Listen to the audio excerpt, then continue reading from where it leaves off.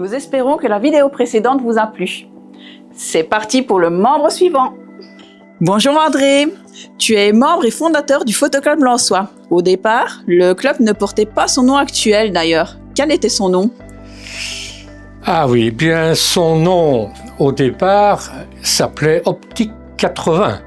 Avec l'aide de la province de Liège, il faut quand même bien le souligner, qui a, dont les affaires culturelles ont entrepris une sorte de programme pour créer en province de Liège pas mal de photoclubs. Alors finalement, en 80, d'où son nom, Optique 80, c'est parce que ça a été créé en 80, il y a eu ici à Alain-Saint-Remy un club photo. Et alors, on a assisté à une scission de ce club dans la mesure où certains membres ont désavoué le président en exercice à ce moment-là.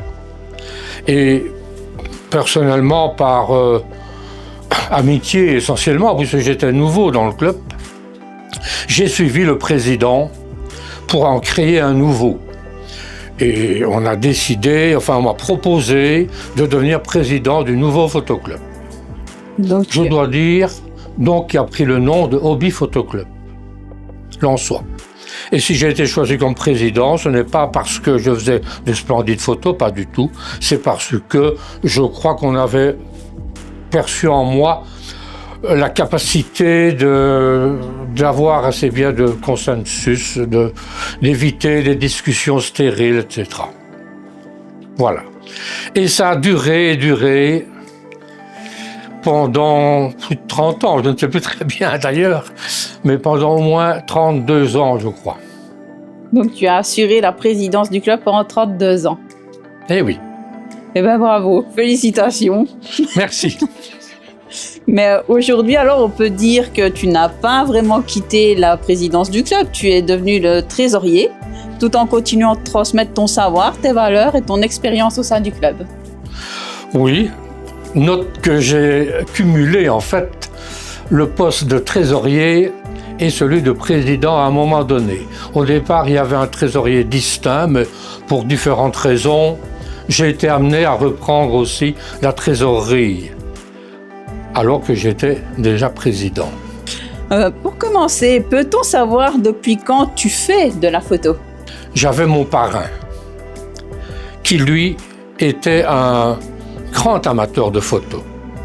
Et chaque fois que j'avais l'occasion d'être avec lui, il avait en main, à son cou, un appareil photo, et c'était un appareil de grande qualité pour l'époque. Et il se baladait et il faisait des photos de moi, son filleul, de la famille, etc. Et je crois que ça m'a donné le goût d'en faire. Il faut dire aussi que lorsque, à 12 ans, on faisait ce qu'on appelait sa communion solennelle, on recevait des cadeaux et mon parrain m'a tout naturellement offert un appareil photo. Simpliste. Tout à fait simpliste, basique, mais je l'ai utilisé pour faire quelques photos et de fil en aiguille, j'ai pris goût, je crois, à la photo comme cela.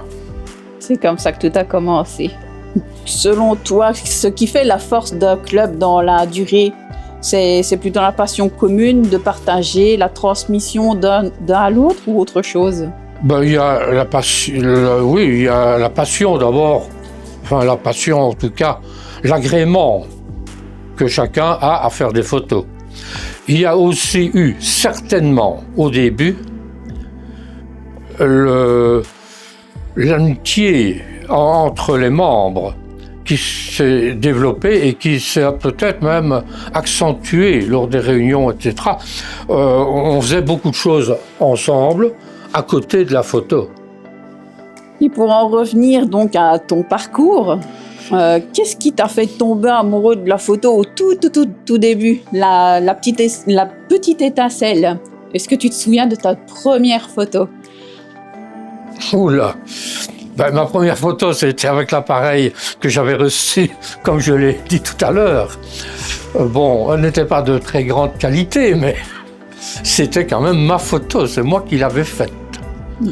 Alors je me souviens aussi d'une photo que j'avais vraiment bien aimé. C'était une photo d'un arbre qui se trouvait dans le jardin, sans feuilles, c'était en hiver, et il y avait un peu de neige comme ça.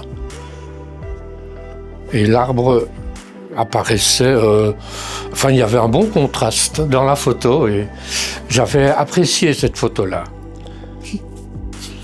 Aujourd'hui encore, quel est ton sujet préféré, celui qui te fait prendre l'appareil photo sans hésiter, comme cette fameuse petite étincelle? Ah, si de moi-même je prends encore l'initiative de faire des photos, je commencerai peut-être toujours par des photos, soit de paysages, soit de bâtiments, qui est d'une forme de paysage urbain ou un paysage d'habitat, quoi. Ok, maintenant on en a appris un petit peu plus sur ta passion encore aujourd'hui. Mais ici, avec ton expérience, quel conseil aurais-tu aimé recevoir quand tu as commencé? Un simple conseil, mais solide, qui pourrait aider quelqu'un à se lancer aujourd'hui. Se déplacer pour photographier un sujet. Pas rester immobile et uniquement jouer sur le temps de pause ou jouer sur l'ouverture ou la fermeture de diaphragme ou bien avec le zoom. Hein? Non, se déplacer par rapport au sujet. C'est un conseil, je crois, qui est toujours valable. Tout grand merci, André. Pour conclure, est-ce que tu aurais une petite réponse à nous donner à une personne qui hésite à pousser la porte du photoclub? Je lui dirais que dans un club, d'abord, on partage ce que l'on sait. Or, avec le numérique, je constate qu'il y a de plus en plus de possibilités. S'il fait partie d'un club, il va être initié à toutes les techniques possibles et imaginables. Maintenant, on peut toujours dire, celui qui est un peu individualiste, il dira « j'apprendrai ça bien tout seul ». Mais je crois qu'il est quand même beaucoup plus intéressant de faire partager et de partager avec les autres ce que l'on sait.